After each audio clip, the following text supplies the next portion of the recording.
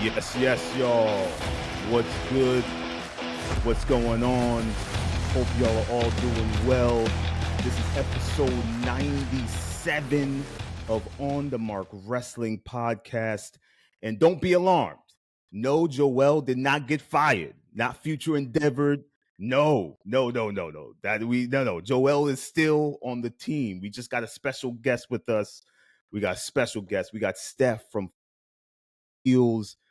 Steph, first off, thanks for joining us, man. Let's give it up for Steph. Yeah, let's give it up, man. Yeah, For real. give it up for you, bro. No doubt. Steph from 404 Heels is blessing us today on the Mark Wrestling Podcast, episode 97. Steph, what's going on with you, man? How you doing, bro? Man, I appreciate y'all, man. First off, I'm going to say, man, I appreciate you, Lewis. Appreciate you, Coyote, man. Hey, man, I appreciate y'all having one half of the 404 Heels on you with you guys today, man. Like I said, man, Aaron and I, Aaron McKees, that's my tag team partner right there. Mm-hmm. 404 Heels. Steph Ronan. I go by Steph Ronan, and my main man's Aaron McKee. And, we approaching the year in July, so Nice. we haven't been doing a lot. We're just trying to, get in where we fit in, as Jacob 5'2" says. You know what I mean? Yeah. For real. Yes. And Lewis, the administrator. Lewis, how you doing, brother? I'm doing good, man. I'm excited to have 404 Heels on. I mean, I know it's not the full party from our respective podcasts, but, we're going to make do with what we got, and this is going to be the first of hopefully several collaborations. So, Yes, sir. we rocking and rolling. So, fellas, we got to get right into it, all right? We got a haters club for everybody. Woo. Let's get into this haters club. The haters club usually we don't want to go too hard, but sometimes it goes down that way where we just got to get into somebody's ass real quick. We just got to be like, yo, what are you doing? And this week is no different. Goldberg seems to be the topic of the wrestling world. Why is it so hard to buy into the angle? Goldberg versus Gunther. Is it believable? Do we care? Yo, let's get into it, fellas. I'm going to throw it to Steph. Steph, where are you at with this Goldberg? All right, so let me preface a couple of things before we indulge in this and unpack some stuff. You know what I'm saying? First of all, 404 Heels, straight from the A. Yes. Goldberg. Oh, yeah. Straight from the A. So, I'm a huge WCW dude back in the day. Like, I was for the home team, most definitely. But when it comes to Goldberg coming now, like, personally to me, I have no issue with it. Matter of fact, the Saturday Night Main Event is going to be in the A. Mm-hmm. And matter of fact, me and Aaron, we trying to get tickets. And I wasn't really trying to go to Saturday Night Main Event because my man right here, if I can see Goldberg one more time, the first time I seen Goldberg was in the Georgia Dome, Hulk Hogan, when he beat him for the World Heavyweight Championship back in the day. And then this will be my second time seeing Bill Goldberg, man. Wait, Steph, I'm going to pause you right there. You were in attendance for that?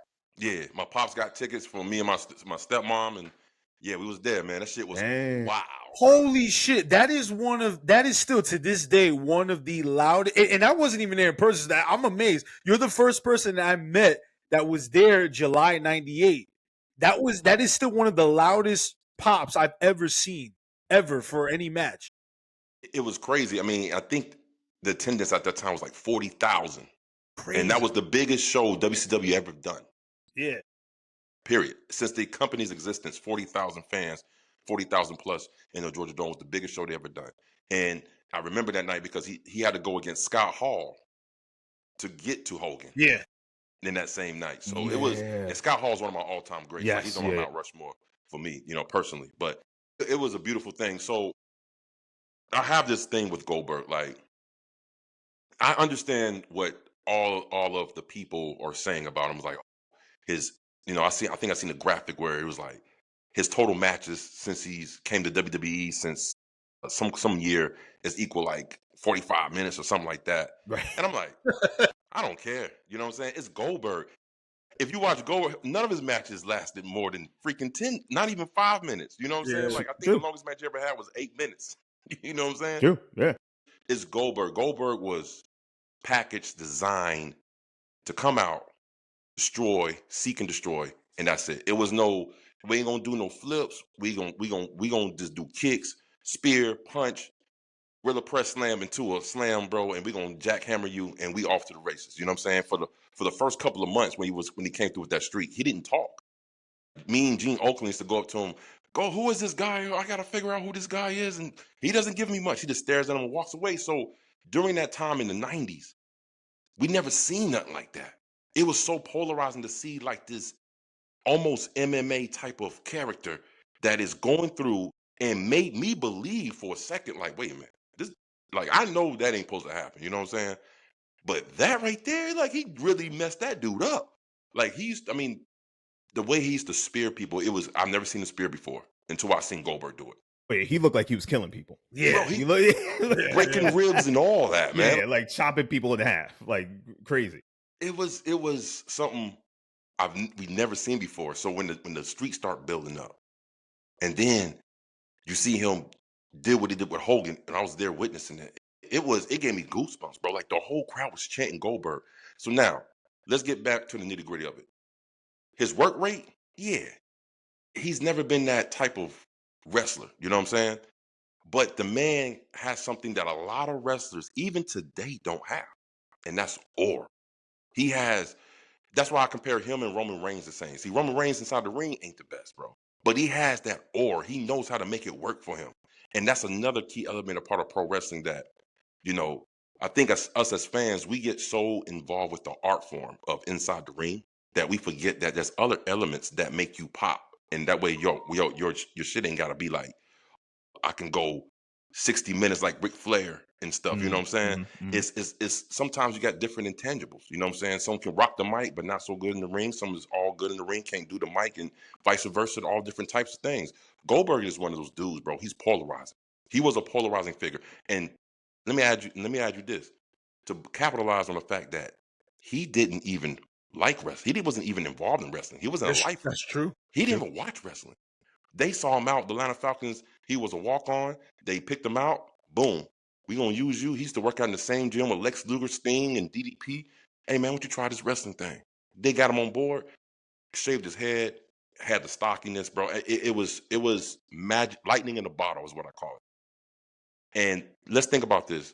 How many times do wrestling catch lightning in a bottle with someone who didn't like watch pro wrestling, who didn't train to be a pro wrestler, who this was something that never as an avenue they ever thought they was going to take, and then do the numbers, the success, the legendary as Goldberg.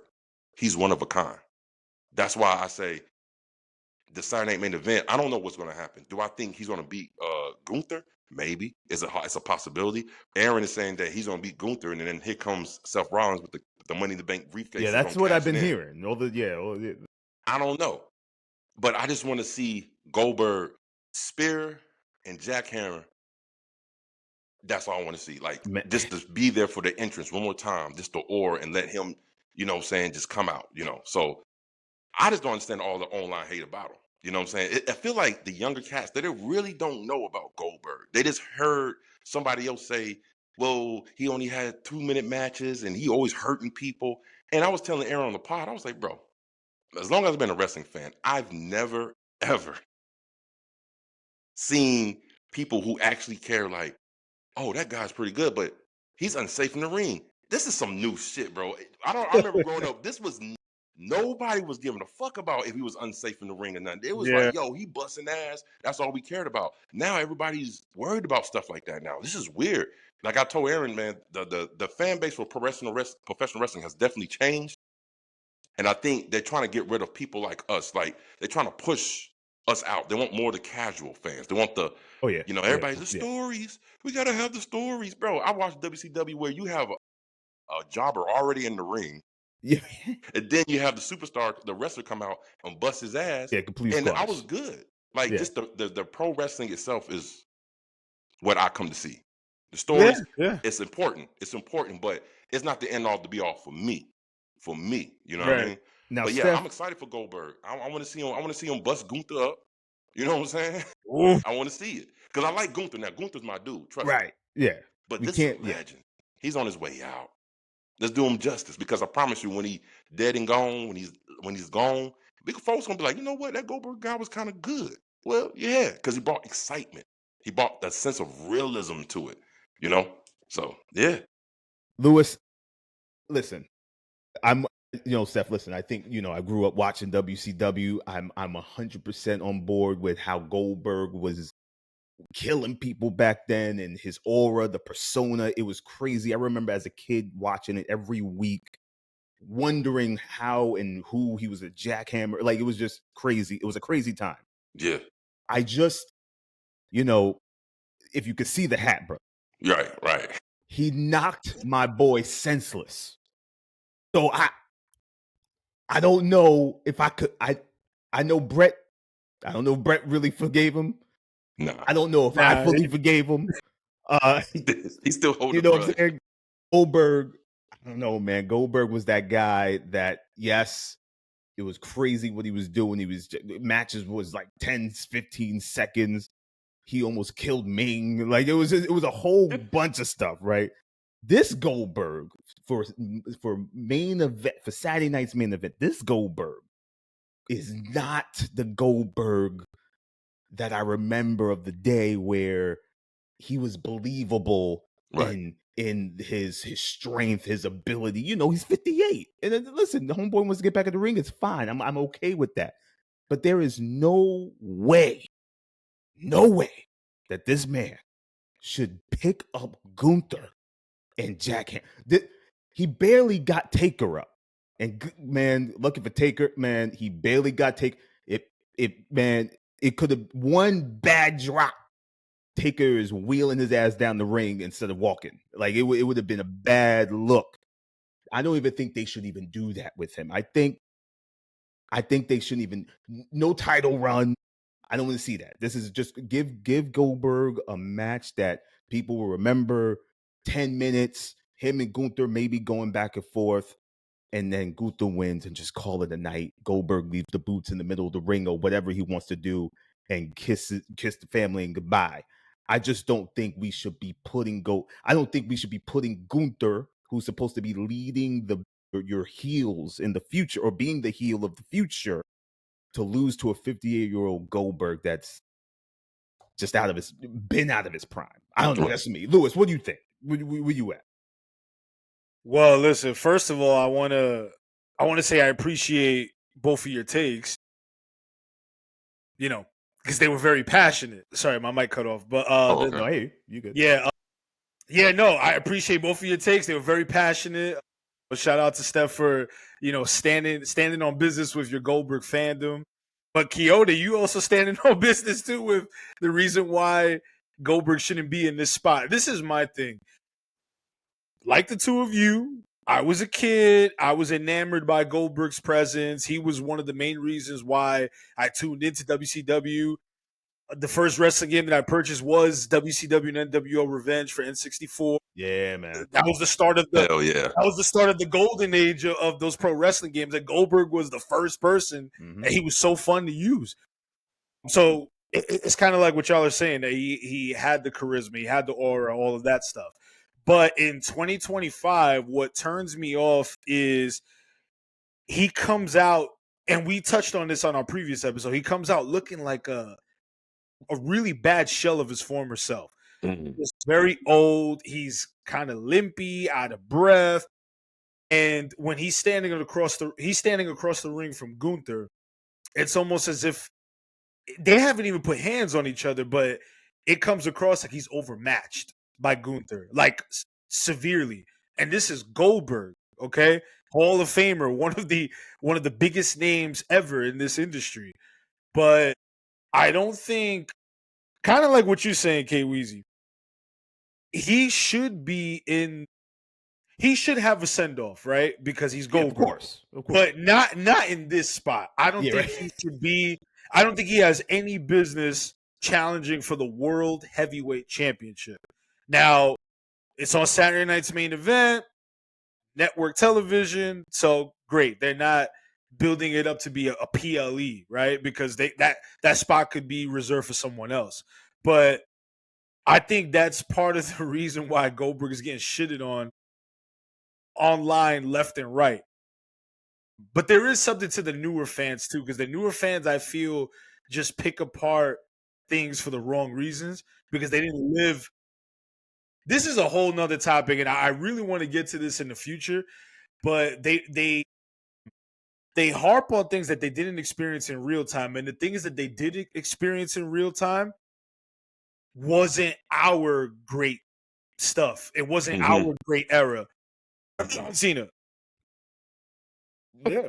So just saying, like they hold John Cena in such high regard, like he really is the greatest of all time, and they were so happy for him when he won the title at WrestleMania. What John Cena wasn't all that to us, man. Like he just wasn't. I'm sorry, he wasn't. You know, Goldberg was like God level status to us, and I'm not saying that he's in my top 10, top 20 personal favorites of all time, but at a certain point in my childhood, he was the it guy. But in 2025, if that motherfucker gets the 3 count on Gunther, nah. So listen, I want to retort to what Coyote said earlier about Goldberg almost dropping Taker on his head. That wasn't Goldberg's fault. That was the referee's fault because that match should have been stopped because Goldberg got concussed when he trying to spear Taker into the corner and Taker moved out the way. He hit himself on that pole. That's true. Yes, He hit himself in the post. yes. That wasn't Taker. That was, and he's still trying to keep going. And now let's keep it a buck. Now Taker did some things too in that same match. He damn near dropped Goldberg, so they both wasn't the best in that match. You know what I'm saying? This is a match that we all need to erase from our memory bank. You know what I mean? Yeah, for real. It was bad. And sometimes me and Aaron was debating, was like, which match was better, the Goldberg and Taker match or the DX versus the Brothers of Destruction match in Saudi? Yeah, that was a bad match. That's a hard one to pick. I don't even. Is that I don't know. That's a type of disappointment. I don't know. You just brought up some PTSD. Yeah. When that match occurred, I just felt like it was 4 uncles going at it at the barbecue. Yeah. They had one too many drinks. You saw that man, Shawn Michaels, he was in the corner. He was like, I shouldn't have came back. Yeah. I should have did this, bro. He was bald too then. And he was bald, like it wasn't the I know, man. It wasn't the sexy boy Shawn Michaels, man. It was not that Shawn, man. It was like wasn't. Lewis said, it was Uncle Shawn. That's what it was. Sexy Unc. Sexy Unc, man. Yeah. Listen, man. Steph, I get what you're saying. I hear what you're saying with Goldberg. Now, in terms of that Taker match, yes. I think I wouldn't say I'm biased, but you know, he did tend to be a little reckless at times, right? In terms, but that's not his fault because you know why? Bischoff said he wasn't ready, but we threw him in the fire anyway. Right. So he was learning on the fly. Yeah, Bischoff knew he wasn't ready. Yeah. And he even said it. I think he had a recent interview with CBB. He was like, "Look, I was nowhere near ready." You know, he couldn't even call a match. He knew. So for him to admit that and to understand his limitations, that's another reason why I respect him. It's not like he's saying I'm the greatest of all time. I know 85 different moves. Now he was like, man, I don't know what I was doing. They just threw me out there and I capitalized. Now, Lewis, to your point, as far as in 2025, how he looked up to Gunther and stuff like that. Man, even when Gunther cut that beautiful promo last Monday, that was one of his best promos he cut on Goldberg. Yeah. But when he started, and I'm gonna tell you one thing that I did notice. Goldberg mic skills improved immensely. Like I would have never heard him talk that much the way he did a couple of weeks ago against Gunther, right? And the storyline picked up. Yeah, he did start some beef and bad blood with Goldberg and his family was there and stuff, so we kind of knew where it was going. But when Goldberg, I saw a little bit of the old Goldberg when he said, "I'm coming for you because you're next." I don't know what he say. You're next. That voice kind of squeaks. I was like, there you go. And I promise you, when that bell rings, he gonna come out spitting fire and flames. Now, I hope. Now, I ain't gonna front, because when he came out on Raw and the power was going off when he was punching, he kicked. I said, don't blow a hammy on me before we get the match going. Right. The whole match is gonna be He was limping. Yep. That's what Lewis was talking about. So, I was scared. Like, don't blow a hammy now. We gotta preserve him. That's why, it's gonna be good because again, it's going to be a Goldberg match. If you never experienced a Goldberg match live, it's hard for me to really explain what it's like. It's chaos. It's like for that little bit of moment, That's the most exciting part. For example, would y'all agree that Goldberg's last match against Brock Lesnar at WrestleMania that year, that was pretty fucking good, right? Yeah, that was 2017. That Yeah. for 4.5 minutes, that was good. Yeah. It was. That was when Lesnar started his 1.5 year long reign with the Universal title. Yeah. Yeah, and that was good for what it was. You know what I'm For saying? what it was. Yeah, For what it was, good. perfect. Yeah, And this is the same way I look at it. For what it is and for what it was, this is going to justify everything. And it's going to be in Atlanta. So the crowd is going to be hyped for Goldberg. He's a legend down here. You know what I'm saying? So it's going to add that element of excitement to it where the crowd going to be up and popping, you know? Now, the only thing I like to say is 2025, Goldberg in this spot. I'm not justifying that. I'm justifying him coming back for his last match. I don't blame Goldberg for that. I blame the booker. Oh yeah. yeah. He just taking him. He's a worker. Hey, what you want me to do? Well, I want you to. Triple H say I want you to fight Gunther for the World Heavyweight Championship in Atlanta. That's what we want to do. Okay, because we want you to sell tickets, and they're selling tickets. That shit gonna be sold out. So I don't really blame Goldberg for being in this position because hell, if I was 58 years old and I'm on one last match and somebody told me a proposition like that, would you turn it down? I wouldn't turn it down for shit, bruh. Because I want my son to see his pops with the belt at least, or see me fight for the belt. Because remember, he always said he does this for his son. Because his son wasn't even born when he was at his peak. Yeah. So, I from the human side from it, I see where he's coming from. But then as a business aspect from it, I see it makes sense and see where it's coming from. But as of the art of pro wrestling, the in-ring action and what I want, yeah, it's not going to be there. But I don't expect it to. This is the WWE. I don't watch WWE with the same eyes I watch AEW with. It's true. Because you can't. You cannot. Because AEW is a pro wrestling company. They sports entertainment. Yeah. 100%. And if you say pro wrestling around Vince and not Bruce Pritchard, Kevin Dunn, yeah, man, they'll have a fit. Oh yeah, you can't say pro wrestling around them. You got to say definitely sports not. entertainment. So and listen, because I want to get to the next. Under no circumstance do I want Goldberg to look like a complete jack off in this. No, I don't want him. I don't want him to look like that. All right, but under no circumstance do I want Goldberg to raise that title. I don't want to see him. I want to see Gunther, in the words of the great Iron Sheik. I want to see Goldberg get humbled. I want to see him get humbled by the most dominant heel champ that we have seen, who's so believable. You could drop him in so many eras. True. And he is that guy. Goldberg, last match, 2017, right? That was the last match, 2017. Yeah. That's 7 years ago, if I did my math right. He's 7 years older. Mm-hmm. It just is not believable. But like you said, Steph, I blame Triple H for putting us all in this position to now have to crap on the Goldberg legacy and also wonder why he's in the spot. Also be worried for Gunther's legacy also, because you don't want Gunther to look like a chump then, because it erases the allure of him being this like unstoppable beast, bad guy, whatever. Saturday night's main event is going to be very interesting. I'm just wondering how they're going to put this together. I might be more interested in this match than I'm probably putting on, but we'll see. But look, Lewis, what do you got? The administrator, before we move on to the next topic, the administrator has to fact check here.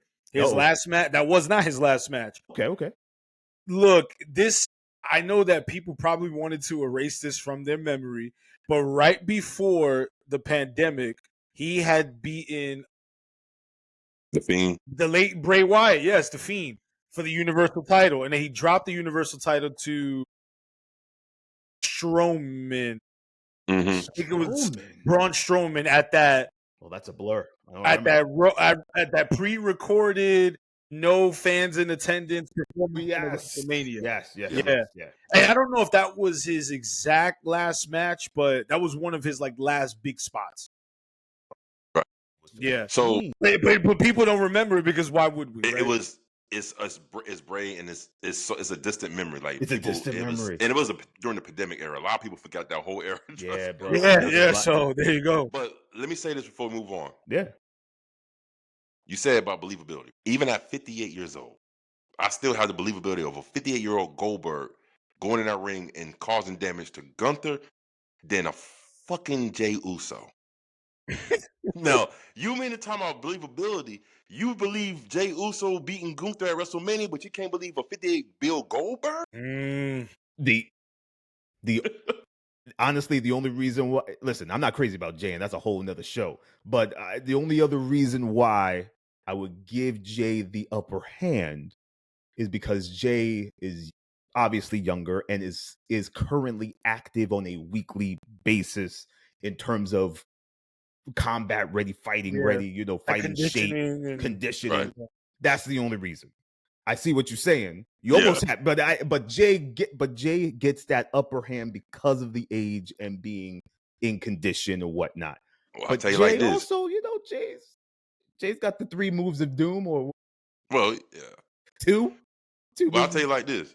Goldberg's body when he on Saturday Night Main Event is gonna look better at 58 years old than Jey Uso right now. I promise Listen, you I that. believe you. That one, I believe you. That one, I believe you.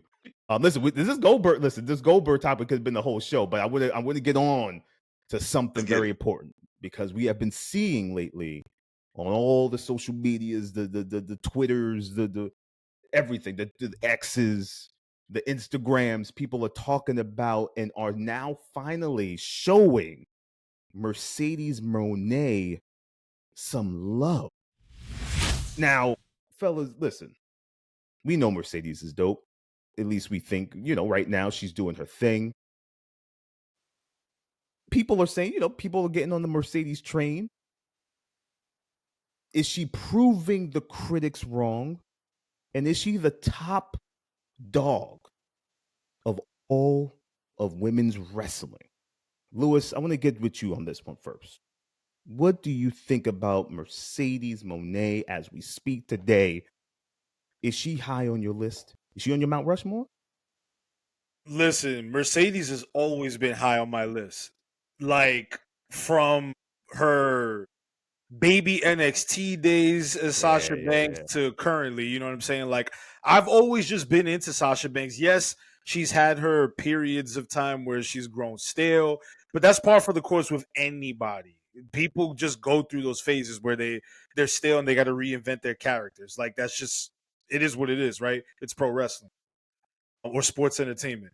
But if Mercedes right now, the work that she's been doing since joining AEW a year and a half ago, if this isn't proving naysayers wrong or shutting the critics up wrong, then those people are just haters at this point. They just hating just to hate because she really is one of the best workers in all of the entire industry in terms of women's pro wrestling. She is the perfect counterpart to Toni Storm, which is why I am so excited to be in attendance for this. I'm really Okay. excited Yeah, because Lewis is Toni going. Storm versus Mercedes, money. But even besides it being a draw, you literally have top female dog 1A, top female dog 1B, and they're interchangeable. You know what I'm saying? Like you could make the argument for either one as to who really is the number one. Now, I'm going to probably favor Toni Storm a little more just because for the past 2 years she's been doing some absolutely incredible work, all-time work. But she's Mercedes, bro. Like, I mean, Sasha Banks, whatever you want to call her, Kaz from the Ringer, Yes. right? Yeah. What's the name of the show? If he sees this clip, he's gonna. Was it the wrestling ringer or is it the? Yeah, the wrestling. But he knows who I'm talking about if he sees this clip, right? But he made a good point on a recent episode where he goes, they don't put a whole bunch of championships on one single wrestler if they don't believe that you're that talented to be carrying a promotion. We saw this with Kenny Omega when he was doing the collector gimmick. a few years back. We saw this back in the day with Kurt Angle's initial TNA run, where he was like IWGP Heavyweight Champion, TNA World Champion, TNA Tag Team Champion, X Division Champion, all of that. You know what I'm saying? So yes, it's a work, right? It's kayfabe that she is champion of multiple promotions, but there's something to that, you know. Like she is one of the top dogs. So listen, she deserves her flowers, and if I get it. If you're not into her, you're not into her. You know, not everybody's going to be into everything, but you got to give the credit and respect where it's due. Is she a Ric Flair on the mic? Is she a Dwayne Johnson on the mic? Absolutely not.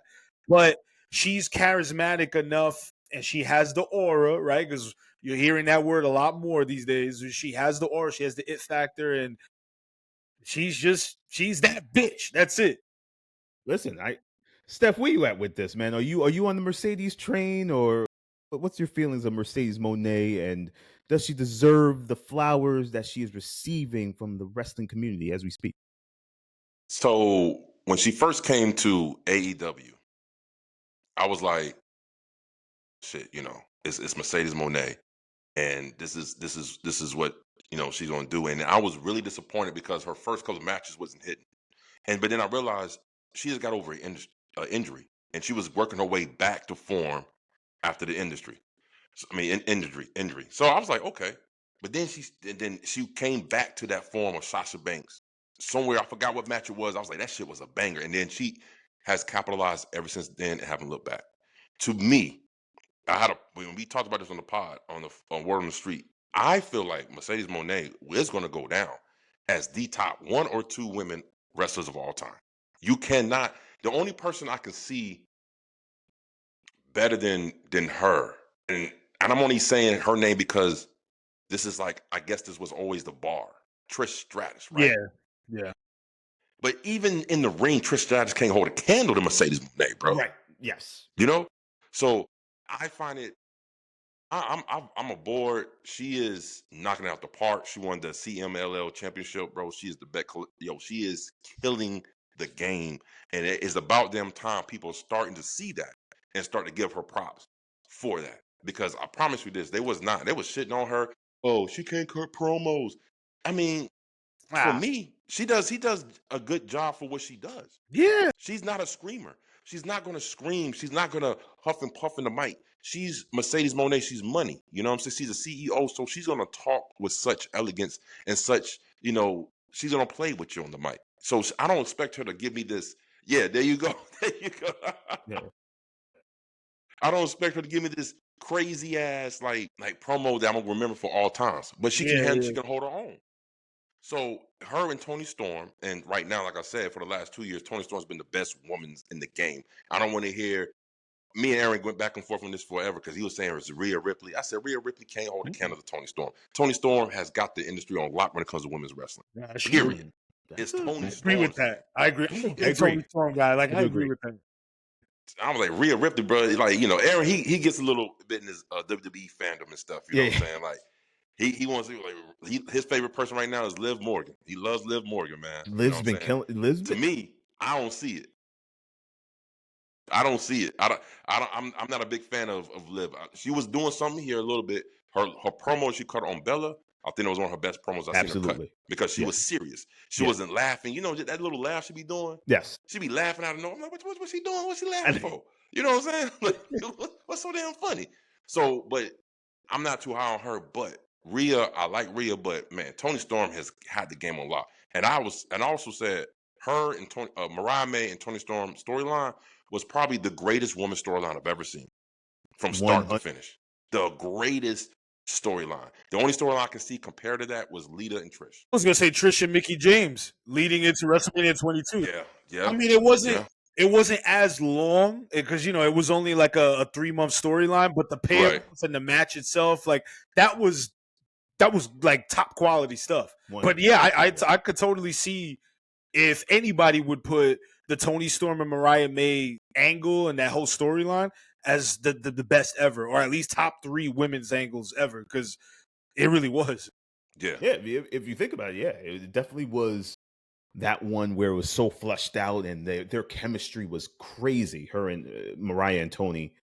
And it had lasted such a long time, and you got layer upon layers, the matches.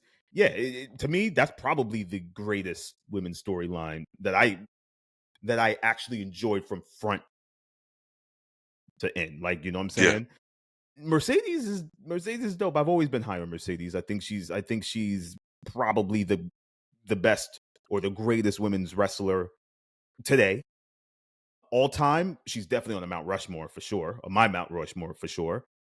Yes, the mic stuff could be tighter in just some aspects.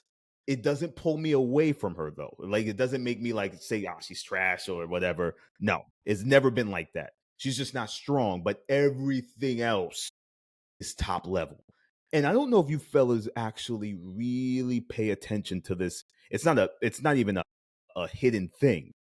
But you could tell a star or someone who takes what they're doing seriously in wrestling by by how they are presenting themselves. Mercedes in every shot, in every scene, when she comes out to the ring, when she's doing backstage promos, looks like a star. Yes. The Yeah. outfits, Yeah.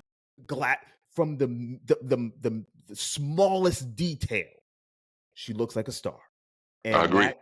that by far, on top of the wrestling, on top of how she's bringing the best out of all those AEW women she gets in the ring with, she's top. She's untouchable. But I gotta say, me Lewis was talking about this earlier. We was exchanging texts back and forth. Getting back to All In for a second. If she's going to win that title, if she's going to go over, I got to see all those other belts go away. I need to see Mercedes locked in on being the AEW Women's Champion and making that belt the most important belt. And this has a lot to do with Tony also. Tony Khan needs to start saying, yo, we got to start repping our belts and acting like they matter. Like, these are the titles you want. She can't walk around with the TBS title and the World Heavyweight title and a bunch of other titles. It Yeah. gets lost. Like, she's carrying like 7 belts. She's got to start dropping. If she's going to win that, she's got to start dropping the belts. That's just a sidebar. And fellas, I want to bring this question to you. Should Toni Storm and Mercedes Moné main event All In? Where are you guys with this? Anybody can. Where are you guys with? Go ahead, Lewis. I'm gonna let you take it, Lewis. Well, seeing as how I got to throw out there again, I will be there in person. So You I'm very excited about that. Look, I'm a milk it for everything. But in any case, I think prior to them announcing Okada versus Omega, I would have said absolutely. Toni Storm and Mercedes, they're that good that they should be closing out the pay-per-view. But Okada and Omega is Okada and Omega. That's like some of the greatest pro wrestling series of matches I've ever seen in my life. But when Keone and I were messaging each other earlier, you did bring up a good point that Tony Khan is more of a traditionalist. So he would want to close out the show with the World Heavyweight Championship, the company's top title.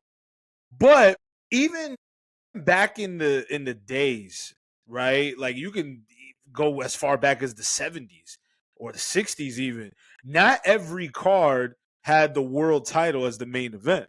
Some matches were just such an attention grabber and such a great culmination of an ongoing feud that it's okay to put it as the closing match, if you will. So there's that. You know what I'm saying? It's kind of a toss-up, honestly. If it were me that was booking it, I wouldn't even bother putting John Moxley versus Hangman Page to close out the show. I get Hangman Page as the Texas boy and all that, and it's for the world title. But I would either go Okada and Omega or Mercedes and Tony. Where you at with it, Steph? I'm going to go ahead and just say I really honestly feel like it should be Moxley and Hangman. Because that, so just like everybody, and I was one of the few people that actually like, yo, let them cook, let them simmer a little bit. The Death Rider storyline, people was shitting on that shit left and right, but look at it now. Look at it Including now. us. Yeah, we definitely did. We Well, no, definitely. trust me. Hey, Aaron was he was damning that shit, bro. I mean, so in that same respect, that's why I'm waiting to do with this Seth Rollins and this Visionary, the Oracle storyline. I'm letting it breathe. I want to see where they go. You know, I think sometimes the wrestling fans, if it ain't popping or immediately, we shit on it. And now you see where the Death Rider storyline is going, and not only does it seems like it ain't going nowhere no time soon. Look, they about to add more members to their group. Yeah, That's a whole other Yeah, that's conversation right true. yeah. there. That's true. So it should be Hangman and Moxley because it's the longest storyline in AEW, That's and fair. it's the most prevalent storyline in AEW. And you got one of the pillars. Again, this whole storyline was Moxley trying to change AEW. What better person? Like Will Ospreay said, it wasn't me. It's not you, Swerve. It's not me. It's him because he's a day one. He's a pillar. So why not have Hangman go against Moxley for the title? Because we remember with the Death Rider storyline started, who did they target the most? They targeted day one AEW wrestlers. Hmm. Orange Cassidy, Yeah, Darby Allin. This is how it all started. And now for it to round about and come about and bring in Hangman, they've done a great job with the storyline. Great job. So yeah, it should be the main event of All In. Yo, I mean, you Yeah, I convinced me. Honestly, you can't go wrong with either three of those. you're No, right. you can't. Right. You can't. You can't go wrong. So, but that's how you know that Tony Khan has done a stupendous job in booking this pay-per-view. The fact that you can have 2 to 3 viable options to main event and close out your biggest show of the year. Bravo to Tony Khan and AEW. I don't care what the haters have to say. This Yes. All In it has been very well booked. Very well booked. Yeah, very well thought out. Like you know, you could tell they put some time into actually thinking about this card. I think they're going to go for they're trying to do something big with this card where I feel like whatever it. WWE is running that weekend, no one's talking about like that. Like Well, that's Goldberg is coming on a few hours later. So well, yeah, you're right, and that's the goal, right? AEW needs to put something out where they are not being overshadowed by the 50 shows that WWE is running that weekend. They took over the weekend, and Tony needs to do some he needs to. I don't know what he needs to do, but he needs to put something out that, and we know the product. The pay-per-views always hit in one way or another, and he's going to do that with this one, and we'll see who main events. Like you guys said, it could be anybody. It could be any one of those matches. Very much well. Yeah. But I want to get to the land of Saudi Arabia because we right now, as we speak, is preparing for the good old Night of Champions. And, Night of Champions, only 2 title matches. Actually, I think with this card, they gave us 1, 2, 3, 4, 5, 6 matches. So they spoiled the Saudis with 6 matches instead of 4, a 4-match card.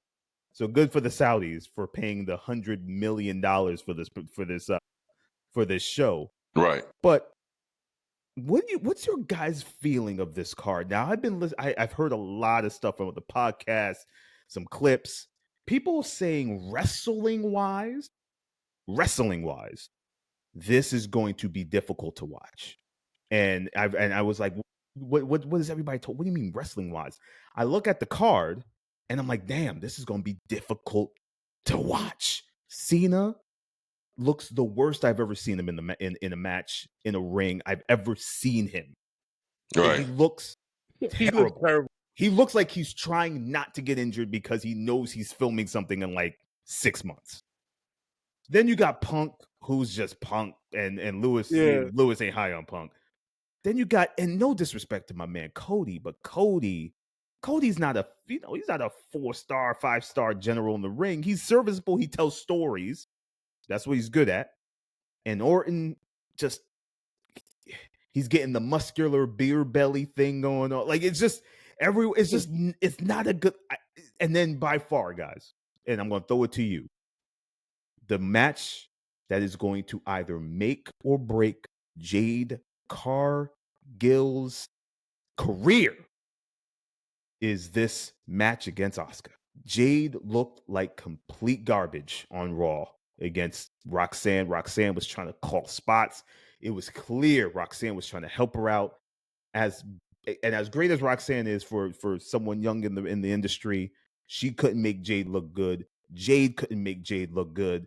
Jade is on the verge of never being seen again. And hear me, and listen, guys, I'm mean this. Jade has everything else, but the ring stuff is so glaring. It's almost like all that other stuff doesn't matter. And trust me, Triple H will bench Jade Cargill if she can't get it. Like, if it just looks like they should have started her off and possibly Evolve. They should have thrown Jade and Evolve. That's my thing.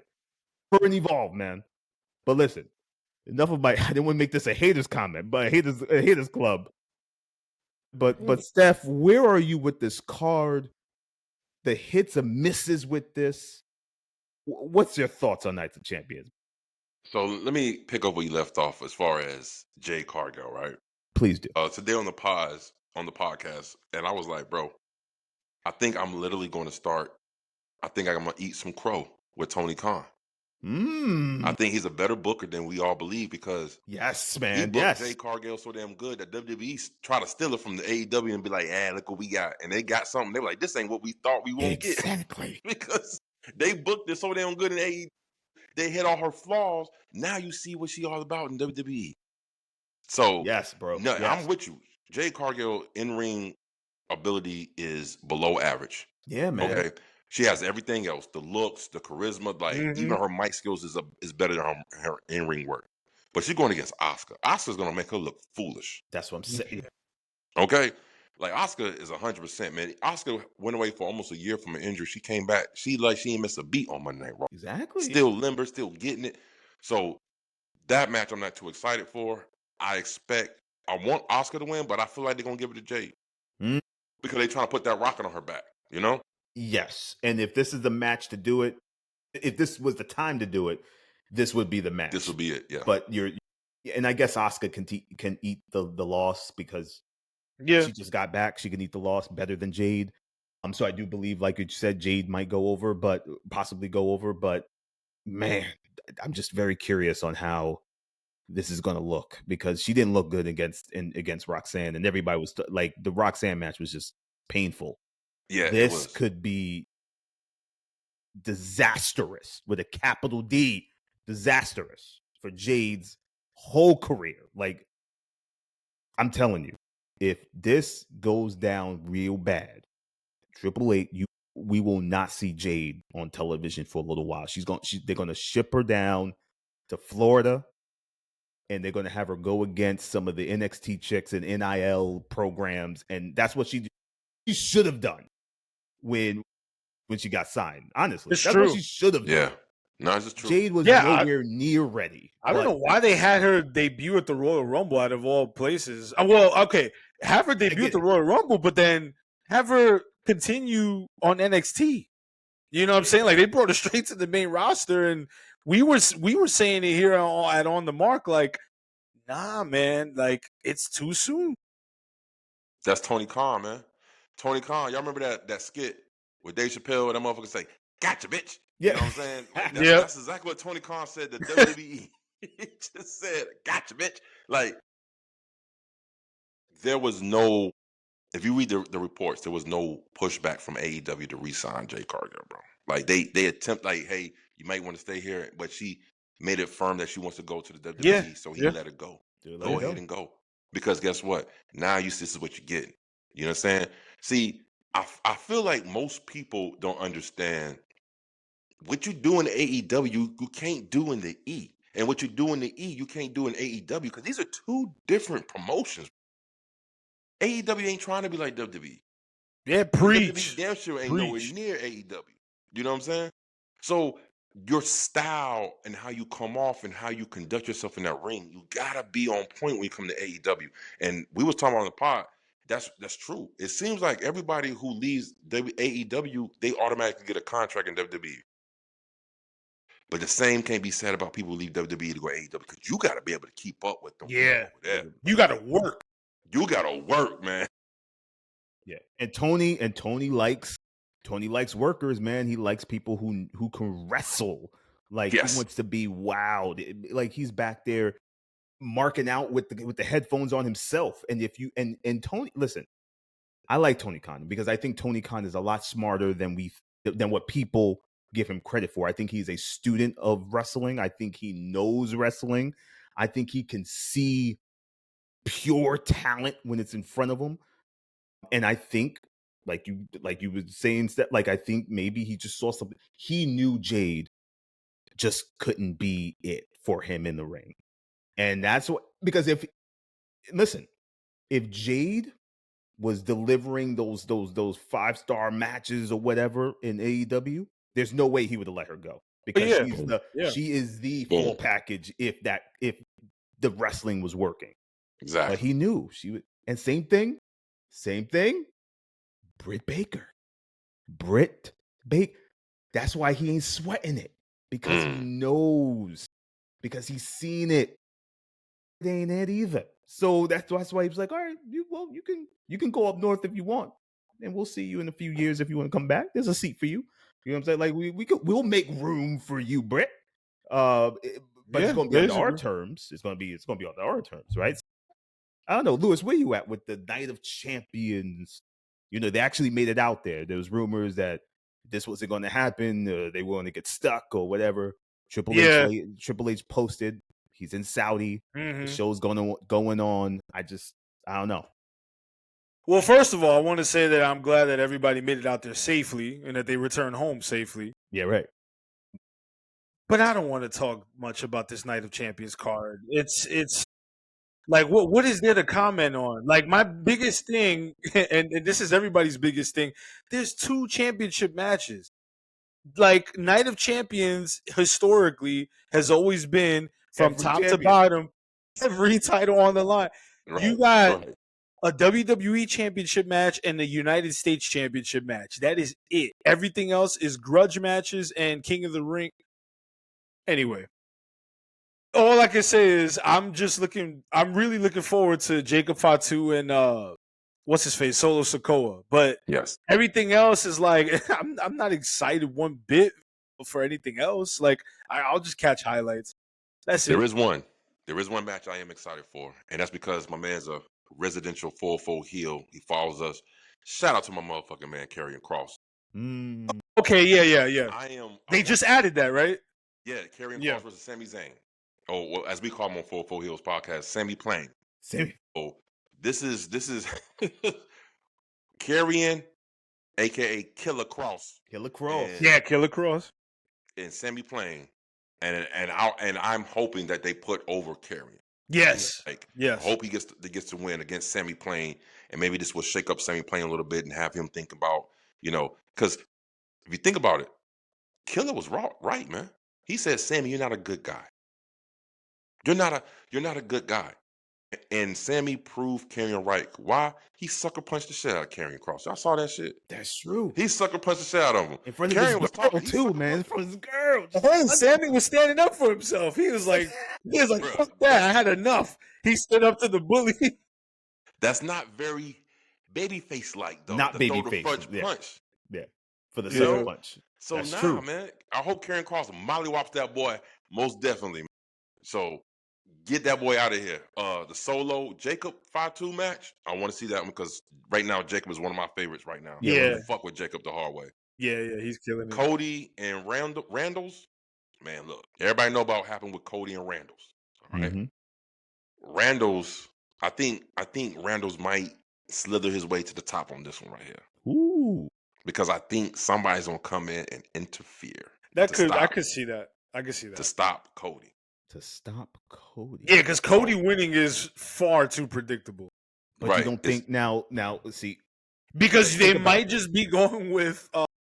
Here's the thing, like the main event of SummerSlam. You're telling me that it's gonna be Cena versus Cody, but then again, you can't really have Cena versus Orton, right? That Like match would be complete trash, by the way. that's what I'm I'm sorry. saying. So how do you book this? A triple threat for SummerSlam? Like I don't know.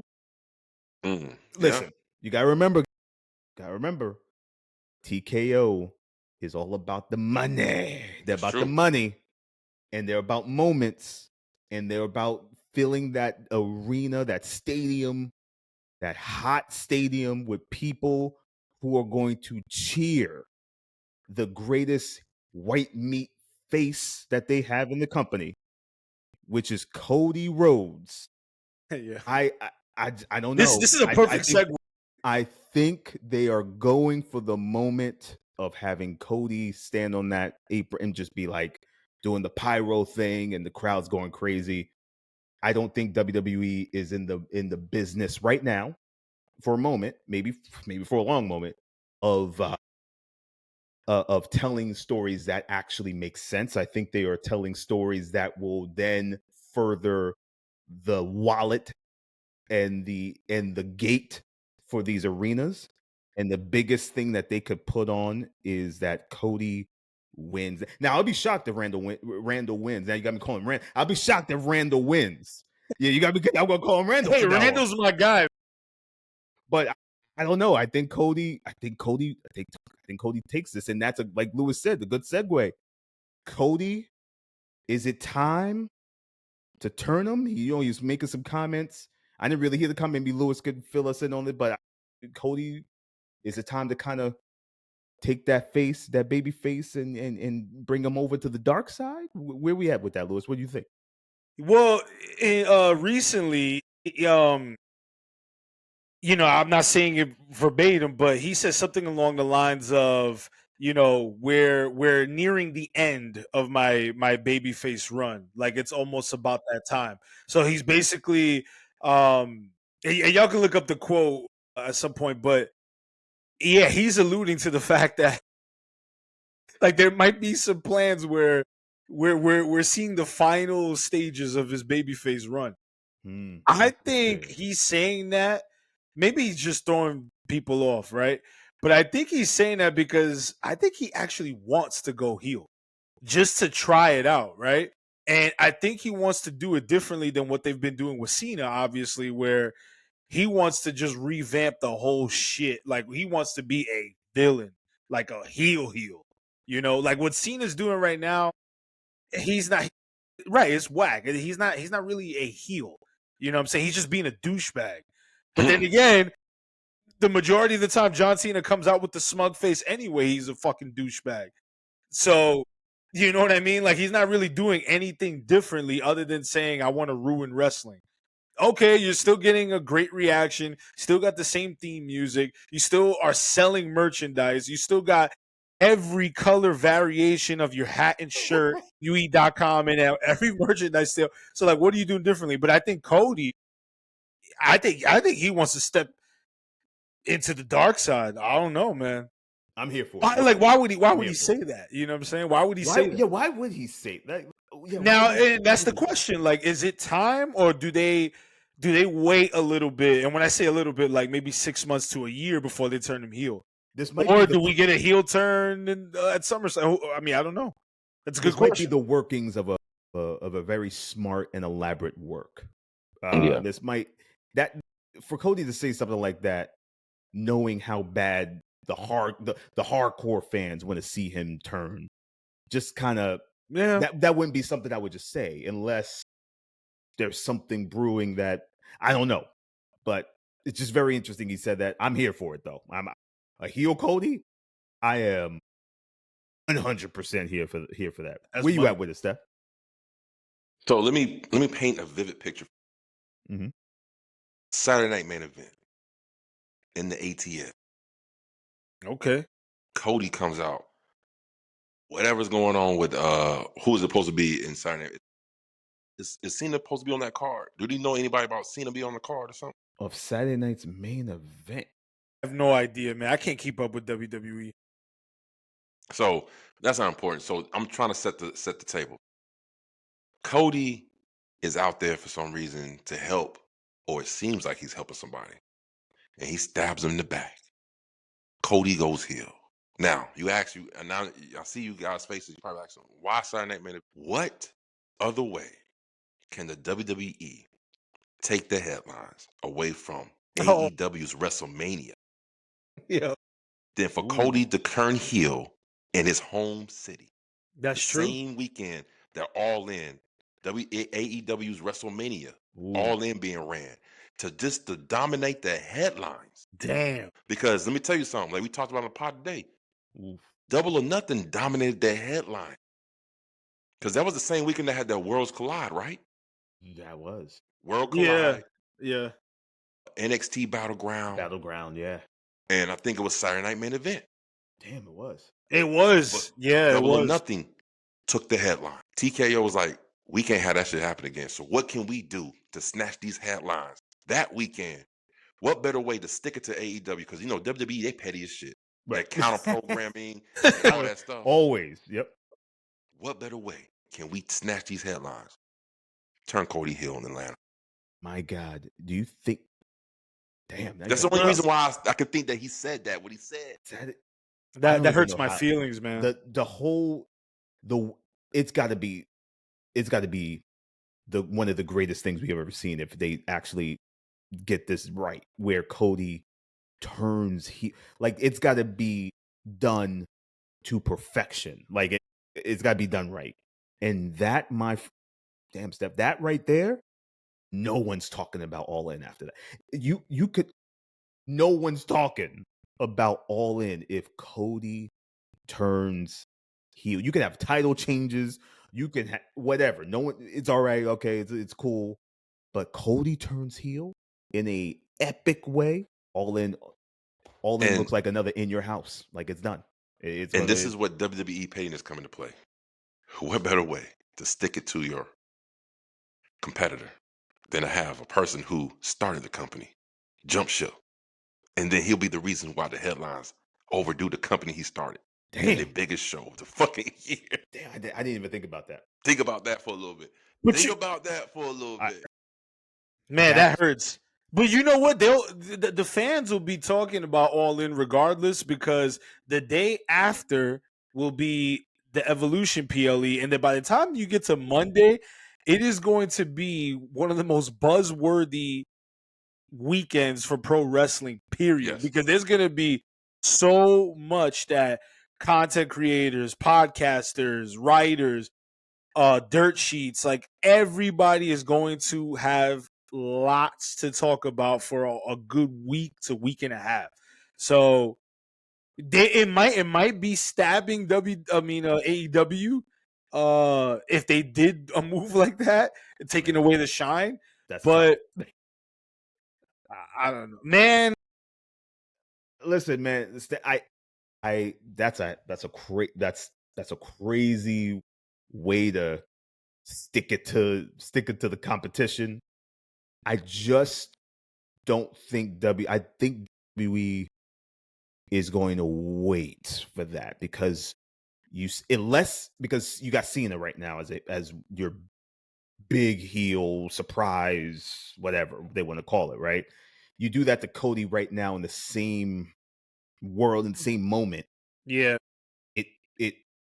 it's countering the two. It's countering Cena and whatever you want to do with him for the next 6 months or whatever. And then Cody's now got to do things that don't overshadow that, but it's going to be tough to because now Cody's heel. I don't know how they would successfully do that without it hurting one of them. One person can make that transition so seamless, and it's Mr. Dwayne Johnson. yup. I was just gonna say that. Dwayne, because Dwayne will come out the woodworks Man. There you like go. like as if nothing happened. Come out the woodwork with the ugly ass vest and them bell bottom pants on. All right. He'll come out there and he'll have a conversation with Cena.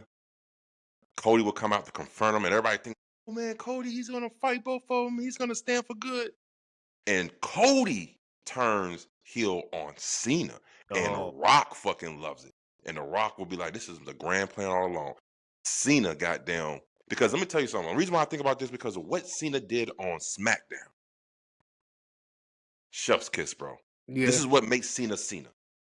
He broke every rule he wanted to break, and he does it flawlessly. Like, to me, he's the greatest person on the mic.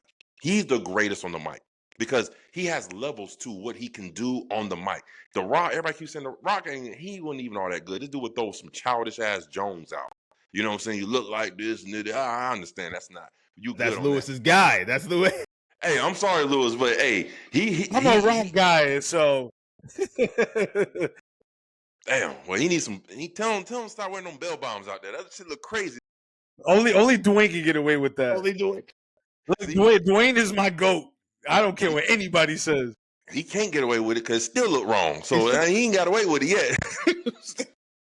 But I'm saying, if you take those elements, bro, that would be the wrestling headlines of the weekend. Cody turns heel. Cena goes not back to a babyface, but Cena, because the crowd, listen, the beauty of what I saw on SmackDown was Cena turning the crowd. When he first came out there and started cutting that pipe bomb 2.0 promo, 25% of the crowd was already with him, right? Halfway through the promo, 50% was with him. And then by the time he walked out of there, the 100% of the whole damn arena was on Cena. They was like, damn, Cena just straight murdered that. He did the pipe bomb, didn't even CM Punk's pipe bomb. I was like, wait a minute, how'd that happen? So now you think Cena did that to begin the process of becoming sort of a tweener by the time Saturday night's main event comes? Because I enjoyed that promo, but it did a whole lot of damage to a lot of stuff. Like it made Punk look like a complete idiot, just standing, just lying on the Slim Jim sponsored table as if he got rammed through like metal sheets of like it looked ridiculous. Like, Punk, come on, man. Like, why are you still on the table? Just because Cena was getting him so good, he was like, I ain't waking up no time soon, bro. Yeah, I know, right? Cena cook. Listen, and you're right. Cena is one of the greatest on the mic. I wouldn't put him. He's definitely like top 5 in like the top 5 greatest of all time, right? On the mic, he's definitely up there. And what he did is very interesting with what you said was to kind of lay the groundwork for what we may see on Saturday night's main event, and also what we possibly might see on Night of Champions, where we might get some breadcrumbs of like a turn, possibly. It's not anything in your face, but like you're kind of looking at yourself or your head's tilted like, okay. Right. So maybe what you just laid out would be pure genius. Like it would be Dwayne Johnson music hitting at Saturday night. Crazy work. Crazy. I'm gonna have to find a good bar to watch that. That my voice is gonna be completely hoarse by the time that shit airs. I'm gonna lose it. That would be absolute pure wrestling gold. That'd be fantastic. We'll see though. We'll see. I don't know if they're ready for Cody, but if it happens the way you just presented it, there is a good chance that possibly could go down. That's what I'm saying. And all this because they want to stick it to AEW and take the headlines for that weekend. But and it's crazy though. There's like 4 shows they could do that in any of those headlines. But like, you know what I'm saying? Like, they got all these shows running where they could do something crazy in all of them. Like, boom, boom, just hit them with every show they're doing. Something crazy happens at the end or during the show of every show that just then kills AEW's All In, right? Breadcrumb. Just destroys it. But man, we'll see, man. Listen, we'll see. Wrestling's crazy right now. We're coming up into a crazy wrestling weekend in a couple of weeks. We'll see what goes down. We might revisit this podcast and be like, yo, it was crazy. Yeah. But fellas, before we end, any final words before we go, Lewis? Any final words from you? Anything on your mind that we didn't touch? Well, actually, no, man. We've covered a lot. This was a really fun conversation, but I want to say thank you to Steph. Shout out to 404 Heels podcast for taking the time to join us, and we hope to do this again, man. This was a very fun conversation. Most definitely, man. Like, it's a pleasure is all mine, man. Like, thank you guys for having us on. Well, having me on. You know what I'm saying? Next time, like I said, hopefully we have all 5 of us in the building. You know what I'm Yes. saying? And get this thing cracking. But most definitely, man. On the Mark podcast, man. Y'all guys keep doing your thing, man. Y'all got some real good stuff. So, who's the third man? What's his name? Joel. Joel. Shout out to Joel join his vacay. You Yeah, know what man. I'm saying? Yeah. Yeah, man. Nah, bro. I mean, I appreciate y'all, man. Much love. Like I said, bro. Like anytime we can link up and do something. Like I know Aaron's his job and our schedules is crazy conflicting as much. That's why Thursday is the only day we can get together and shoot our pods like clockwork. Thursday's the only day. So Yep. anytime maybe we can do something on Wednesday. I think I can do it Wednesday, but I think he pretty much works to the late hours on Wednesday. So Yeah, man. it's Listen, just like whenever it's one we of those can, things. You know what I whenever mean? we can get someone we'll work on it with out. we'll work it out. We'll make it happen. The collaboration is always great, especially in this community. People, they want to see that, number one, and number two, it makes for great content. It makes for great conversations, hearing different points of view and whatnot. Always good, always fun. And thank you for being on again, man. Steph, you were. You listen. You raised my people's eye. You raised the eyebrow on me. I was like, oh, I didn't even. I didn't even think about that. Didn't even think about that. So it was great to get a different perspective on things, especially what we got coming up. But listen, y'all, keep it locked in here on the Mark Wrestling Podcast, Instagram, Facebook, YouTube, everywhere you can find us. Just typing on the Mark Wrestling on anywhere you're searching for us, especially the audio. And also the 404 Heels, man. Check out the YouTube, the Instagram, the TikTok, the Spotify. TikTok. Just type in Everywhere. 404 Heels and it'll come up. Though they got the content out. The content is hitting. They got some great topics, and it was a pleasure getting on with you, man. Pleasure's all mine, man. Like straight up, man. This is like, Aaron and I, like, we try to do a lot of these with other people because a lot of people been reaching out to us and stuff. Like, but our schedules is so hectic, and I always tell them like I like it if we both can do it at the same Yeah, time. yeah. You know what I'm saying? So, like, we almost was this close. Tonight he told me, he's like, bro, last night I was like, you ready for tomorrow, bro? He was like, oh man, I forgot, bro. Like, Nah, he's it's like, all good. I got to do this with the dog passing. They got some friends coming over bringing some food, so they trying to help his wife, get over that passing of the dog, Bella. You know what I mean? Yeah, man. But yo, bro, like I said, if he can't make it, I'll be here. You know what Listen, I'm saying? man. We'll have you. We'll have whoever, man. But thanks again, man. This is on the Mark Wrestling Podcast, episode 97, y'all. Boom.